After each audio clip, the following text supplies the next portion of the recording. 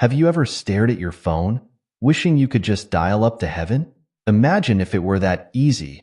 Punch in a few numbers and boom, you're connected to the divine. Well, today we're going to explore something even better than a heavenly hotline. We're diving into a spiritual idea that might just change the way you think about your connection with the higher powers. Stick around, because by the end of this video, you might just discover your own personal number to heaven. Now, before you start scrolling through your contacts list looking for heaven, let's clear something up. We're not talking about an actual phone number here. Sorry to disappoint, but you can't just call up and order a slice of cloud pizza with a side of angel wings. What we're really diving into are spiritual practices. Think of them as your personal code to unlock a deeper connection with the divine. You see, throughout history, people have been searching for ways to feel closer to heaven, whatever that means to them. Some climb mountains, others spend years in meditation, and some even try to build towers to reach the sky. But what if I told you that the key to heaven isn't about physical distance at all? It's about how we live our lives and the choices we make every single day. In different beliefs around the world, the idea of heaven takes on many forms. For some, it's a physical place with pearly gates and streets of gold. For others, it's a state of perfect peace and happiness. And for many, it's simply the feeling of being close to their higher power, whatever they believe that to be. But here's the kicker.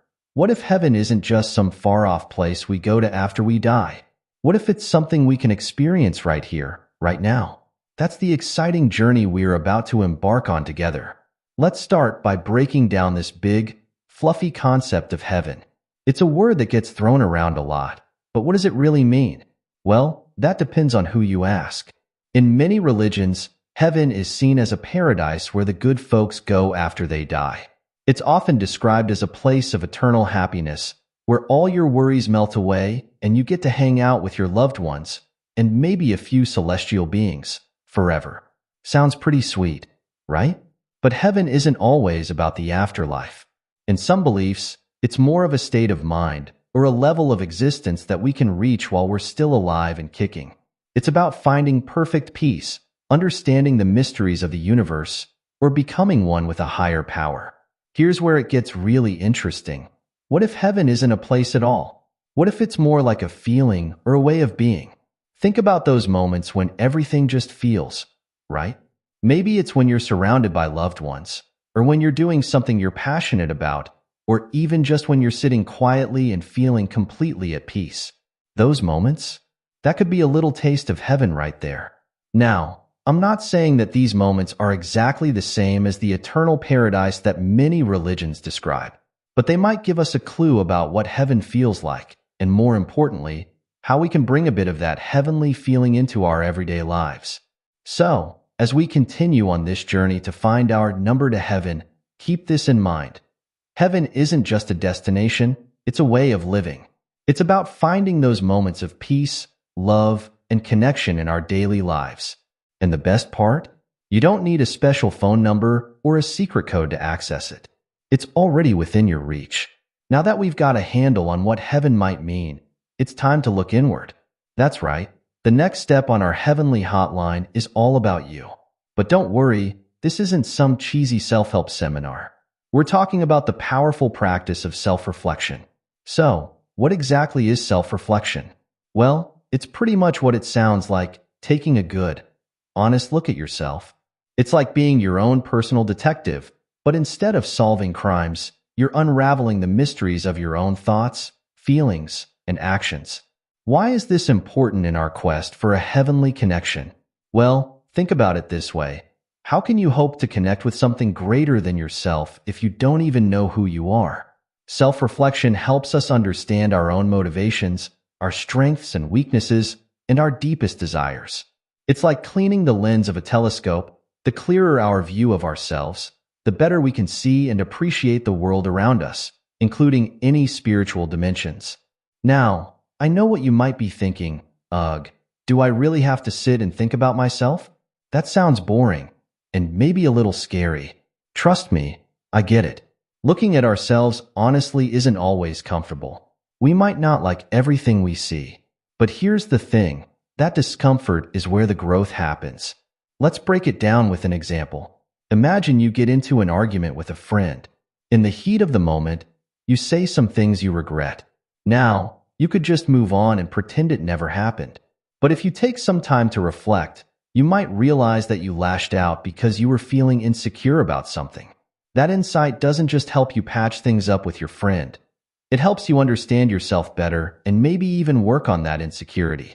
So how do we actually do this self-reflection thing? It doesn't have to be complicated. You don't need to sit cross-legged on a mountaintop, although if that's your thing, go for it. It can be as simple as taking a few minutes each day to check in with yourself. Ask yourself questions like, how am I feeling right now? What made me happy today? What frustrated me? Did I act in a way that aligns with my values? What can I learn from my experiences today? You might want to jot down your thoughts in a journal, or just mull them over during your commute or while you're doing the dishes. The important thing is to make it a regular practice.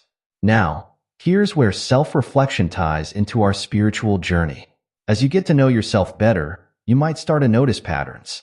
Maybe you realize that you feel most at peace when you're helping others. Or perhaps you discover that you feel a sense of awe and connection when you're out in nature. These insights can be like signposts, pointing you towards experiences and practices that bring you closer to that heavenly feeling we talked about earlier. But self-reflection isn't just about the warm and fuzzy stuff. It's also about facing our shadows, the parts of ourselves we might not be so proud of. Maybe you realize you have a habit of judging others too harshly, or that you often put your own needs before those of others. Recognizing these traits isn't about beating yourself up. It's about identifying areas where you can grow and become a better version of yourself. And here's the really cool part. As you work on improving yourself, you might find that you naturally start to feel more connected to others and to the world around you. It's like you're tuning your personal radio to pick up more of those heavenly vibes. Remember, self-reflection isn't about reaching some perfect state of enlightenment. It's a lifelong journey of getting to know yourself better. Some days you might have profound insights, and other days you might feel like you're just going in circles. That's okay. The important thing is to keep at it. So, as we continue our search for that heavenly connection, remember this. The path to heaven starts within. By getting to know yourself better, the good, the bad, and everything in between, you're laying the groundwork for a deeper spiritual connection. It's like you're clearing the line to make that call to heaven. And the best part? The call is always free, and the line is always open. All you have to do is listen. All right, we've talked about understanding heaven and looking within ourselves. Now it's time to turn our attention outward. The next step on our journey to heaven is all about kindness and love. And no, I'm not about to break into a cheesy love song. You're welcome. When we think about heaven, one of the first things that comes to mind is often perfect peace and harmony. Well, guess what? We have the power to create a little slice of that heaven right here on earth through our actions. That's where kindness and love come in. Now, I know what you might be thinking. Sure, kindness is great and all, but how is being nice to people going to get me closer to heaven? Well, let me tell you, it's more powerful than you might think. Think about the last time someone was unexpectedly kind to you. Maybe a stranger held the door open when your hands were full, or a friend called just to check in when you were having a rough day. How did that make you feel? Chances are, it brightened your day a little bit. For that moment, the world felt a little warmer, a little more welcoming. That, my friends, is a taste of heaven. But here's the really cool part. When you're the one showing kindness, that heavenly feeling multiplies. It's like you're not just experiencing a bit of heaven, you're actually creating it. And the best part? It's contagious. Your kindness can inspire others to be kind, creating a ripple effect of goodness. Now, when we talk about kindness and love, we're not just talking about grand gestures or over-the-top displays of affection. Sometimes the most powerful acts of kindness are the small, everyday ones. Let's break it down with some examples. Smile at strangers. It costs nothing, takes just a second, and can brighten someone's entire day. Listen actively. When someone is talking to you, really listen.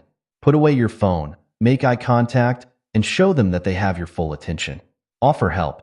If you see someone struggling with groceries, offer to lend a hand. If a coworker seems overwhelmed, ask if there's anything you can do to help. Give compliments. Noticed your friend's new haircut? Tell them it looks great. Enjoyed a meal someone cooked? Let them know how much you appreciated it. Be patient. Whether it's with a slow cashier, a learning child, or a confused elderly person, practicing patience is a powerful form of kindness. Forgive. Holding on to anger and resentment is like drinking poison and expecting the other person to get sick. Forgiveness doesn't mean forgetting or excusing bad behavior, but it does mean letting go of the negative emotions for your own peace of mind. Show appreciation. Thank people for their efforts, no matter how small. A heartfelt thank you can mean the world to someone. Be kind to yourself. Remember, you're a person too. Treat yourself with the same kindness and understanding you'd show to a good friend. These might seem like small things, but they add up. Each act of kindness is like a little spark of light. And when we all contribute our sparks, we can light up the world. Now, let's talk about love. And no, I don't just mean romantic love, although that's great too. I'm talking about a broader kind of love. Love for humanity, love for the world around us, love for life itself. This kind of love is about seeing the inherent worth in every person, even those who are different from us or who we might not get along with. It's about recognizing our shared humanity and treating others with respect and compassion. Practicing this kind of love isn't always easy. Let's face it, some people are just hard to like, let alone love. But here's the thing, loving doesn't always mean liking. It means treating others with kindness and respect, even when it's difficult. It means recognizing that everyone is fighting their own battles and showing compassion even when we don't understand or agree with someone's actions. Here's a challenge for you. Try to approach each person you meet with the assumption that they're doing the best they can with what they have. This doesn't mean excusing bad behavior, but it does mean approaching others with empathy and understanding rather than judgment. When we practice this kind of love and kindness, something amazing happens. We start to feel more connected to others, to the world around us, and yes, even to that divine sense we've been talking about. It's like we're tuning into the frequency of heaven. Think about it this way. If heaven is a place of perfect peace and harmony, then every time we create a moment of peace or harmony here on earth, we're bringing a little bit of heaven down to us. We're not just dialing the number to heaven. We're turning our whole lives into a direct line. But here's the really beautiful part. This isn't just about getting closer to heaven for ourselves. By practicing kindness and love, we're creating little pockets of heaven for others too. We're making the world a little bit brighter, a little bit kinder, a little bit more heavenly for everyone around us. So as we continue on our journey to find that heavenly connection, remember this. Kindness and love are like your spiritual currency. The more you give out, the richer you become. And unlike money, you'll never run out. In fact, the more kindness and love you share, the more you'll find you have to give. So go ahead, be generous with your kindness. Sprinkle that love around like confetti. You never know. The heaven you're looking for might just be in the smile of the stranger you held the door for, or in the grateful eyes of the friend you listened to. And bit by bit, act by act, you'll be bringing heaven a little closer to earth. Let's talk about something that can really change your life: gratitude. Now, I know what you might be thinking. Gratitude? Isn't that just saying thank you when someone holds the door open? Well, it's that, but it's also so much more. Gratitude is like a superpower that can transform how you see the world and bring you closer to that heavenly feeling we're after. So, what exactly is gratitude? Simply put, it's the practice of recognizing and appreciating the good things in your life. It's about focusing on what you have rather than what you lack. And let me tell you, this simple shift in perspective can work wonders. Think about it this way. Have you ever had a day where everything seems to go wrong? Your alarm doesn't go off, you spill coffee on your shirt, you get stuck in traffic. On days like that, it's easy to feel like the whole world is against you. But what if, instead of focusing on all those annoyances, you took a moment to appreciate the good things? Maybe you're grateful for the comfortable bed you woke up in, or the fact that you have a job to go to, or the music that made your time in traffic a little more bearable. When we practice gratitude, we're training our brains to notice the positive things in our lives. It's like tuning a radio. The more we focus on the good stuff, the clearer that signal becomes. And here's the cool part: the more we practice gratitude, the more we find to be grateful for. It's like our brains develop a grateful muscle that gets stronger with use. Now, you might be wondering, what does this have to do with finding a connection to heaven? Well, think about it. If heaven is a place of perfect peace and contentment, then gratitude is like a little taste of that right here on earth. When we're truly grateful, we're content with what we have. We're at peace with our lives. We're experiencing a little slice of heaven. But gratitude isn't just about feeling good. It can have some pretty amazing effects on our lives. Studies have shown that people who practice gratitude regularly are happier, less stressed, and even healthier. They tend to sleep better, have stronger relationships, and are more resilient in the face of challenges. It's like gratitude is a magic key that unlocks all sorts of heavenly benefits. So how can we cultivate more gratitude in our lives? Here are a few simple practices you can try. Keep a gratitude journal. Each day, write down 3 things you're grateful for. They don't have to be big things. Maybe you're grateful for your morning coffee, or the way the sunlight streams through your window, or the text from a friend that made you smile. Practice mindful appreciation. Throughout your day, try to pause and really appreciate the good things as they happen. Feel the warmth of the sun on your face. Savor the taste of your food. Really listen to the laughter of your loved ones. Express your gratitude to others. When someone does something you appreciate, let them know. Not only will it make them feel good, but it'll reinforce your own feelings of gratitude. Try a gratitude meditation. Take a few minutes each day to sit quietly and reflect on the things you're thankful for. Really let yourself feel the warmth of that gratitude in your body. Turn negatives into positives. When something bad happens, try to find something to be grateful for in the situation. Maybe that flat tire made you slow down and appreciate the beauty around you. Or maybe that argument with a friend helped you understand each other better. Remember, gratitude is like any other skill. It gets easier with practice. At first, you might find it challenging to come up with things to be grateful for, especially on tough days. But stick with it. The more you practice, the more natural it becomes. And here's something really cool to think about. Gratitude can create a positive feedback loop in your life. When you're grateful, you tend to be more positive and optimistic. This can lead to better relationships, more opportunities, and a greater sense of well-being, which in turn gives you more to be grateful for. It's like you're creating your own little piece of heaven right here on earth. So as we continue our journey towards that heavenly connection, let's make gratitude a key part of our spiritual toolkit. It's like we're sending a thank you note to the universe, acknowledging all the good things in our lives.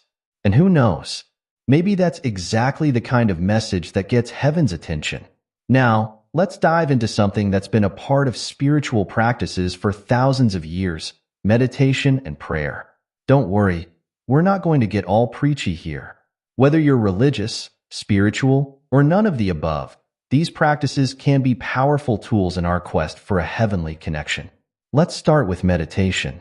Now, when you hear meditation, you might picture monks sitting cross-legged on a mountaintop, completely zoned out.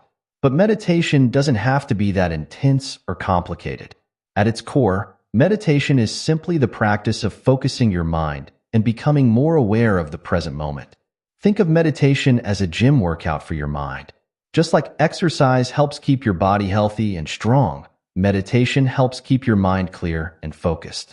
It's like hitting the pause button on the constant chatter in your head, giving yourself a moment of peace and quiet.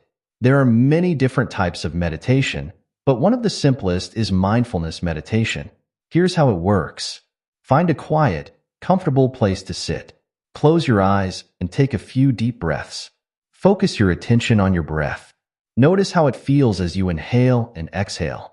When your mind wanders, and it will, that's totally normal. Gently bring your attention back to your breath. That's it. Start with just a few minutes a day and gradually increase the time as you get more comfortable with the practice. Now, you might be thinking, okay, but how does sitting and breathing bring me closer to heaven? Well, here's the thing. Meditation helps calm the constant noise in our minds, allowing us to tap into something deeper. It's like clearing static from a radio signal. Suddenly, we can hear the music more clearly. Many people report feeling a sense of peace, clarity, or even a connection to something greater than themselves during meditation. It's like creating a quiet space where you can listen for that heavenly whisper we've been talking about. Now, let's talk about prayer. Prayer is often associated with specific religions, but at its core, it's simply a way of communicating with a higher power or the universe. It's like picking up a spiritual phone and dialing that number to heaven. Prayer can take many forms. It might be reciting traditional prayers, having a conversation with God or the universe, or simply expressing gratitude and hopes. The key is that it comes from your heart. Here's the cool thing about prayer. It's not just about asking for things. Sure, we might pray for help or guidance when we're struggling, but prayer can also be a way of expressing thanks, offering love, or simply feeling connected to something greater than ourselves. If you're not religious or aren't comfortable with the idea of praying to a specific deity, you can still practice a form of prayer. Try this. Find a quiet moment in your day. Close your eyes and take a few deep breaths. Think about the things you're grateful for, the hopes you have, or the love you feel for others. Imagine sending these thoughts and feelings out into the universe. This practice can help you feel more connected and centered, regardless of your beliefs. Now, here's where meditation and prayer can work together beautifully. Meditation can help quiet your mind, making it easier to focus on prayer, and prayer can give your meditation a sense of purpose and direction. Both meditation and prayer have been shown to have some pretty amazing benefits. They can reduce stress, improve emotional well-being, and even have positive effects on physical health. But beyond these tangible benefits, many people report that regular meditation and prayer help them feel more connected to themselves, to others, and to something greater than themselves. It's like meditation and prayer are tools that help us tune into that heavenly frequency we've been talking about. They create space in our busy lives for something deeper, something that goes beyond our day-to-day concerns.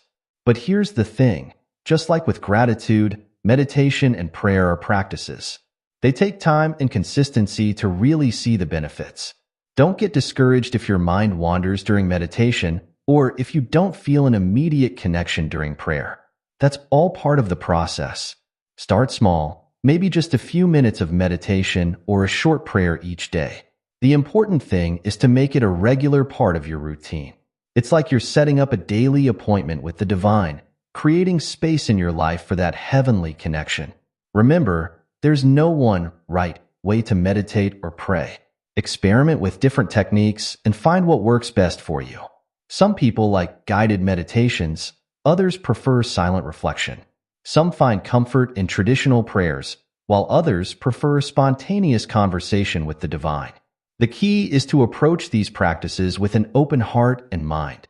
They're not about achieving some perfect state of enlightenment, but about creating moments of peace, clarity, and connection in your everyday life. So as we continue our journey towards that heavenly connection, let's make meditation and prayer part of our daily routine. Think of them as your spiritual check-ins, your moments to step away from the noise of the world and tune into something deeper. Who knows? In those quiet moments of reflection, you might just hear heaven calling. Now, let's talk about something that can really light up your life, living with purpose. This isn't about having some grand, world-changing mission, although if you do, that's awesome. It's about finding meaning in your everyday life and aligning your actions with your values. It's about waking up each day with a sense of direction and going to bed each night feeling like you've made a difference, no matter how small. So, what exactly do we mean by purpose?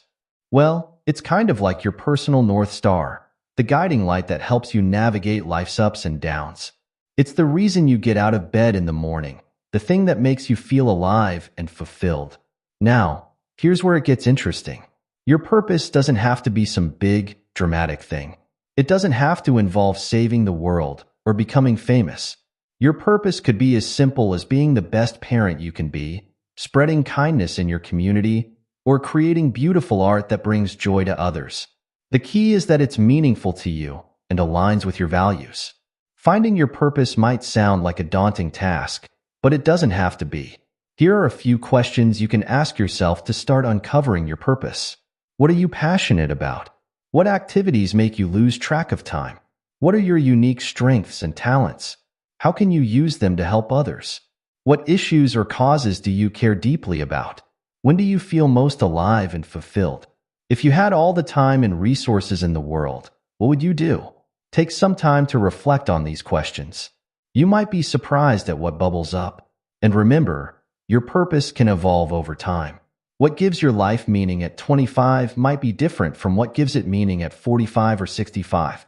Now, you might be wondering, what does living with purpose have to do with connecting to heaven? Well, think about it this way. If heaven is a state of perfect fulfillment and harmony, then living with purpose is like creating a little piece of heaven right here on earth. When we're living in alignment with our purpose, we feel more fulfilled, more energized, more alive. It's like we're tapping into something greater than ourselves. We're no longer just going through the motions of life, but actively participating in creating something meaningful. Living with purpose also helps us navigate life's challenges. When we have a clear sense of what's important to us, it's easier to make decisions and stay focused, even when things get tough. It's like having a compass that always points us in the right direction. But here's the really cool part. When we live with purpose, we often find that we're not just improving our own lives, but also making a positive impact on the world around us.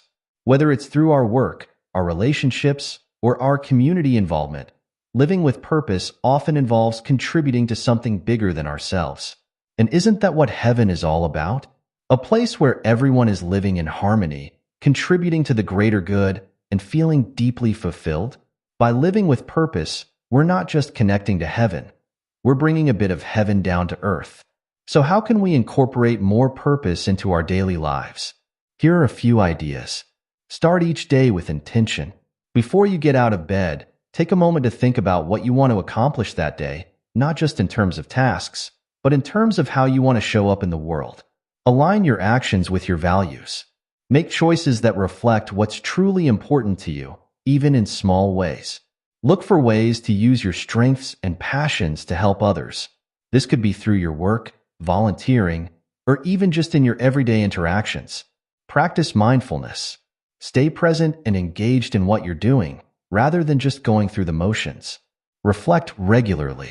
Take time to think about whether your actions are aligned with your purpose. If not, what adjustments can you make? Be open to growth and change. Your purpose might evolve over time, and that's okay. Stay open to new possibilities and experiences. Find ways to contribute to your community. Whether it's volunteering, supporting local businesses, or just being a good neighbor, look for ways to make a positive impact. Remember, living with purpose isn't about being perfect or achieving some grand goal. It's about making conscious choices each day that align with what's truly important to you. It's about living intentionally rather than just letting life happen to you. And here's a beautiful thing. When we live with purpose, we often inspire others to do the same. It's like we're creating a ripple effect of meaning and fulfillment that spreads out into the world. And isn't that a heavenly thought? So as we continue our journey towards that heavenly connection, let's make living with purpose a key part of our path. It's like we're co-creating with the divine, bringing a bit of heaven's harmony and fulfillment into our everyday lives. And who knows? Maybe that's exactly what heaven has been waiting for us to do all along. Now that we've explored all these steps on our journey to find that heavenly connection, let's take a moment to bring it all together.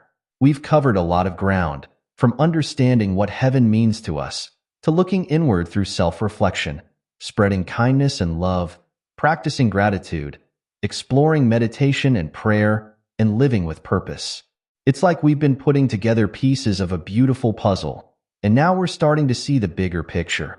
Remember when we started this journey, wondering if there was a secret number to call heaven?